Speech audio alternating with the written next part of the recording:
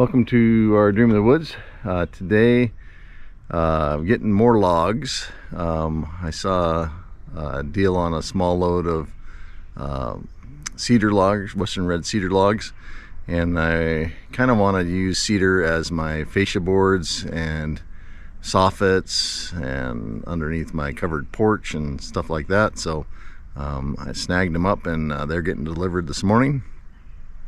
And on the way back, he's going to take this load. Basically, these are all firewood logs, and so I'm hoping that he can get that whole pile on his load, and that's going over to my buddy Travis for firewood. So it's on his way back, so it seemed like a good deal. And then good deal for me because it'll clear up some space to get rid of those, or to clear them out, and then I can put the burnt logs in there and start kind of clearing out the center part of this area. Kind of looking forward to when the SIP panels arrive and have a big semi in here and I need to unload it and need all that space. So just kind of thinking ahead, but he's already picked up the cedar logs and is on his way.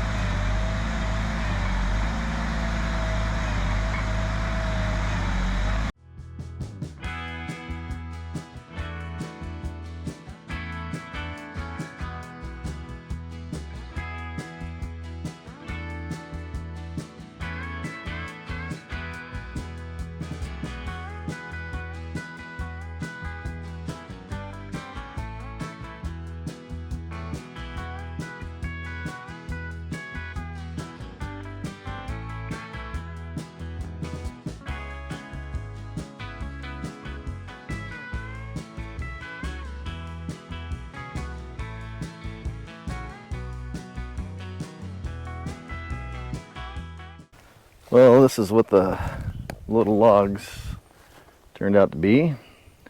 They're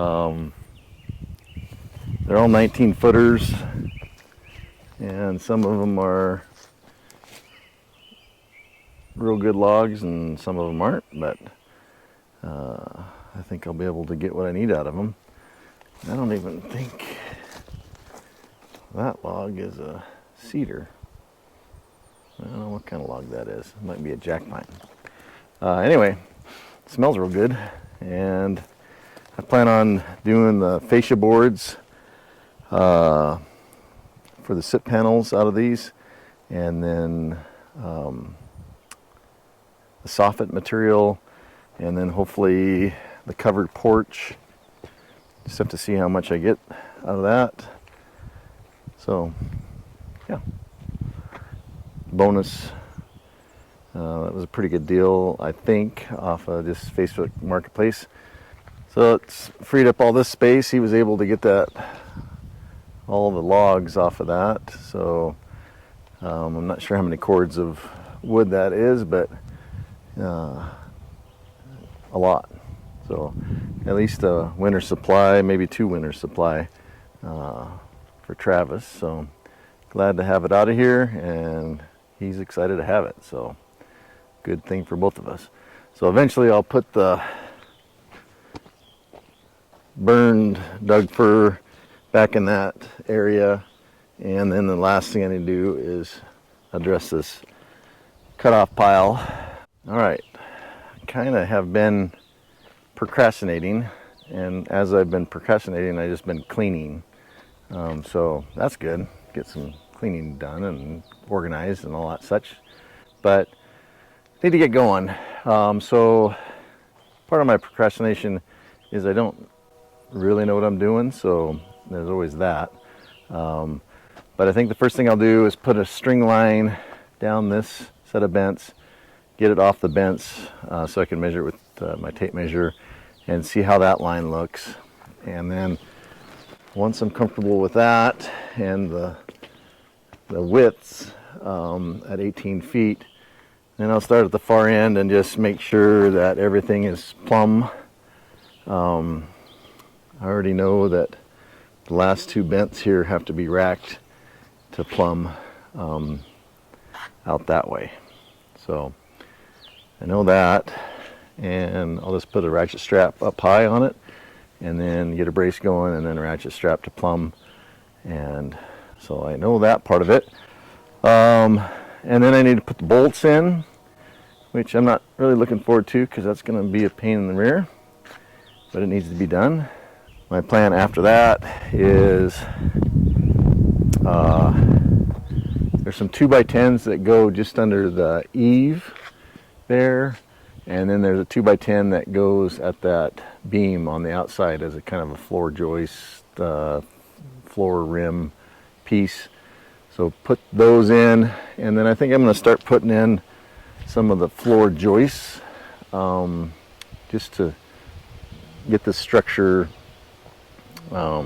tightened up, so as it dries out here in the sun, it will minimize some of the wonkiness that could happen. So I know people said to go ahead and cut those rafters to length, and I didn't do that. Part of that's my inexperience, and I knew that I'd have that boom lift, and so I'm going to put a string on the rafter beams and then cut those to length. So that's a little project. I'm going to keep them square like that. I just kind of like that look. So that's my plans. After that's all done, then I think I'm going to switch to milling and get the rest of the milling done for the side pieces. Half of the milling is done, half of it's not, and so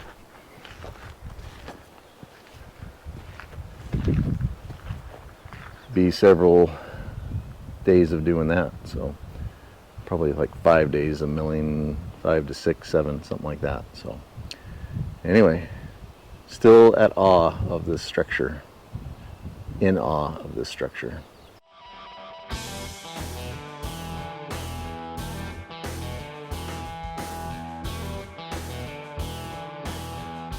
Okay, I got my string line up. This northern bent seems like it was put in the most accurate, so I'm kind of going off of that. Measured off of the two brackets, measured the 18-foot mark of the bent, and then made sure that it was plumb on both sides. So it all looks good, so I think I'm going to put the bolts in for that. Anchor that one down, and then just work my way south, coming and going, making sure that everything is where it needs to be. So, wish I had one of those little scooter seats that was low to the ground. That might be in my future.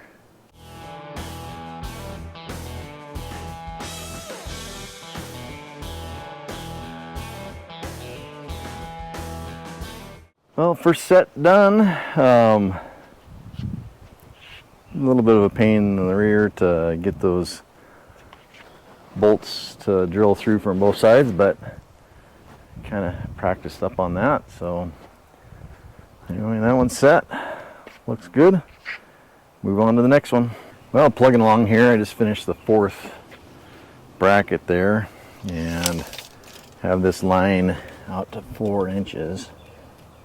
And so that's 4 there, and then I just make sure with my 6-foot level that everything's good to go there. and then kick it out on the far side to 18 feet, and then do the same thing, make sure the level is good on that one.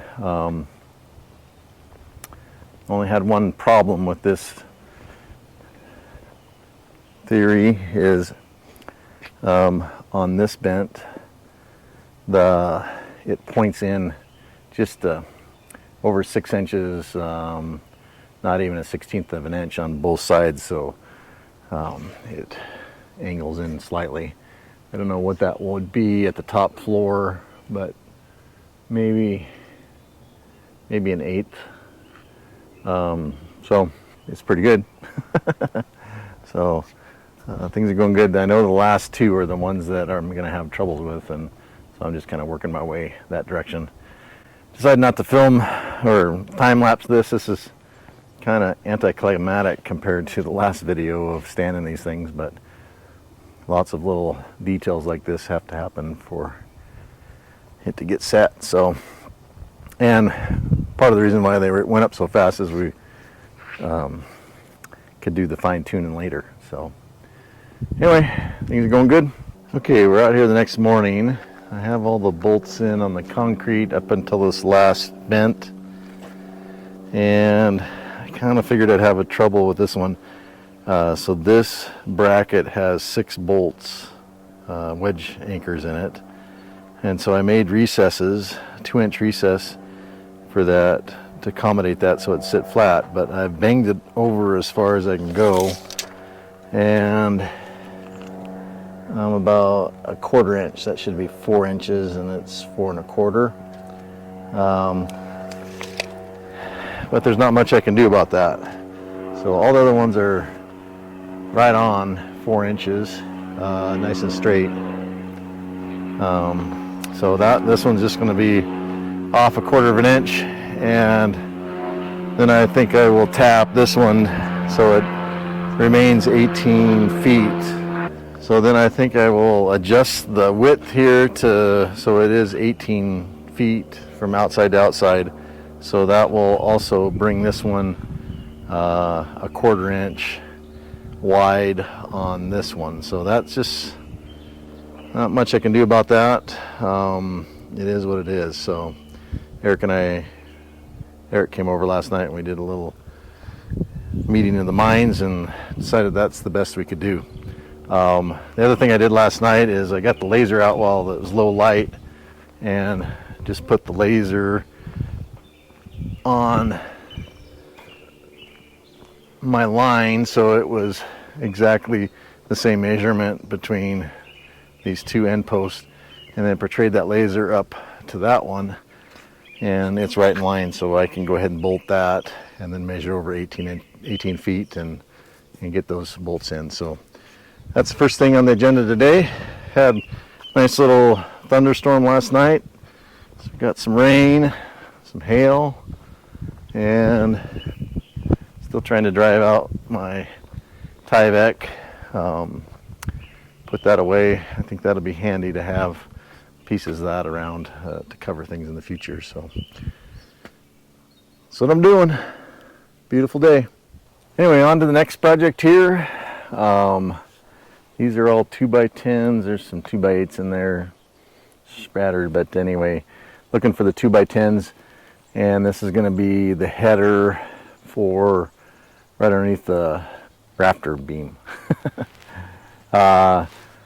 So grab a few of these and start on one side, go across to get all those in, and then start on the other side. So first thing up, come grab, maybe I'll get enough for both sides right now. Looks like everything wintered pretty well in there. I'm sure they're beefy.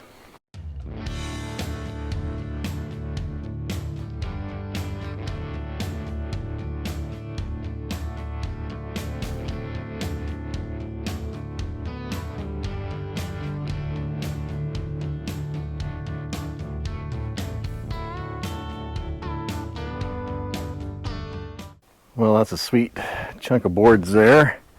So I'm going to cut them down to the right length while they're on the ground, then bring the bucket lift around, try to get all my tools.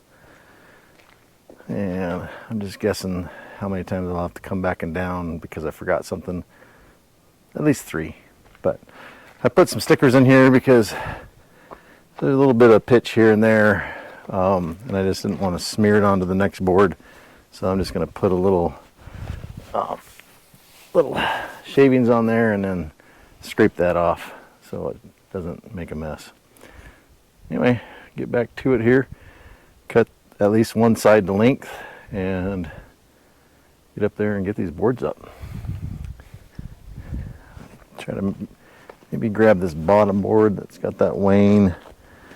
I gotta cut one down to 6 foot 3 inches.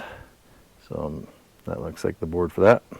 Anyway, just pleased with punch it going out to the lumber stacks there and then pulling boards out like this. Just, yeah, you mill it right, you store it right, it turns out pretty nice.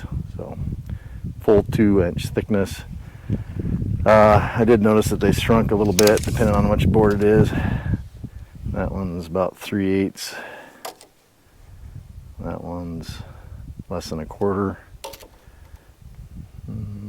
About 1/4 on that one.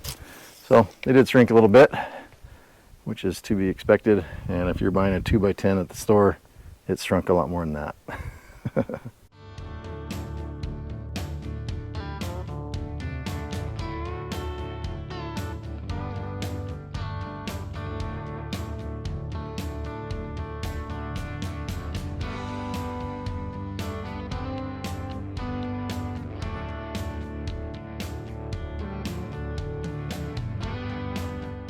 Okay, quick tutorial on the lift. That's the stop button. That's gas to propane. We always go gas. Slow speed, high speed. High speed is not high speed, just a little bit faster. I think this is glow plugs. I don't ever use that. That's turn the engine on. This is kind of override if you're unstable. You have to push that over in order to get it to move. Not sure what that is. Not sure. Downhill versus uphill or flat. Extend the boom out. We don't have that button.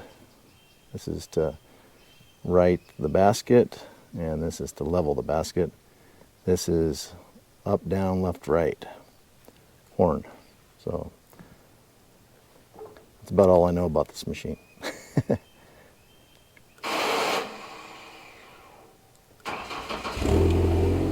And then there's an override. In order to do anything, you have to have your foot on everything. So go up.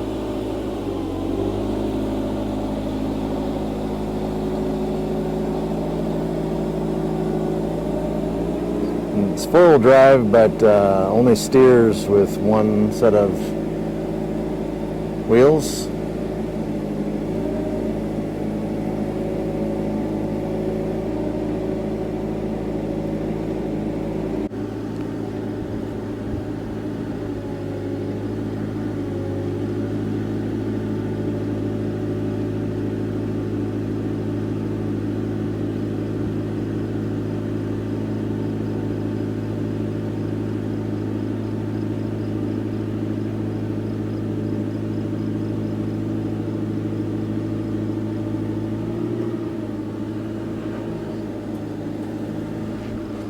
It is a bit rocky.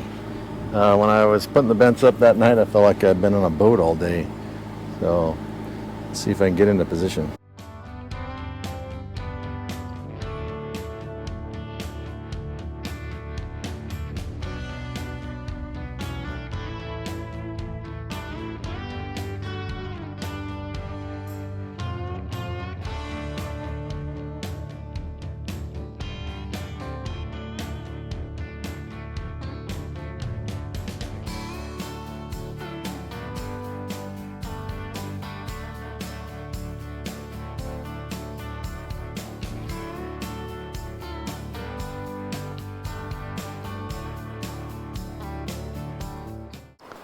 Okay, these are the decisions that I question myself.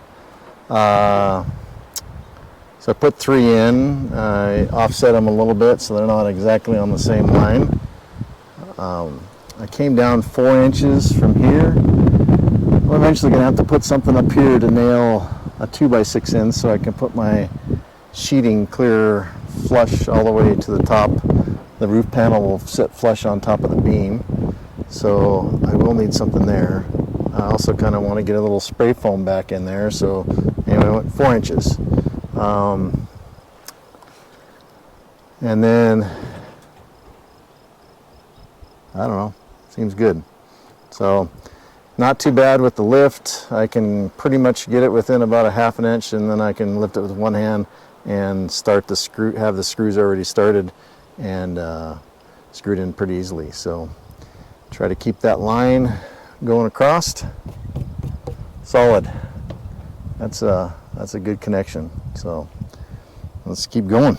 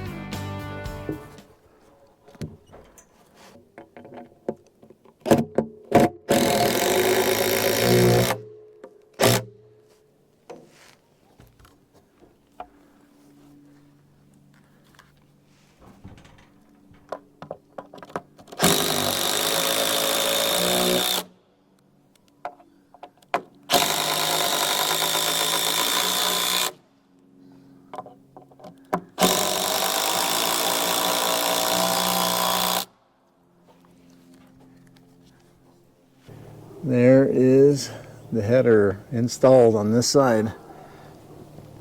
2x10, true 2x10, and then we're putting those 4-inch screws in. So, structural screw.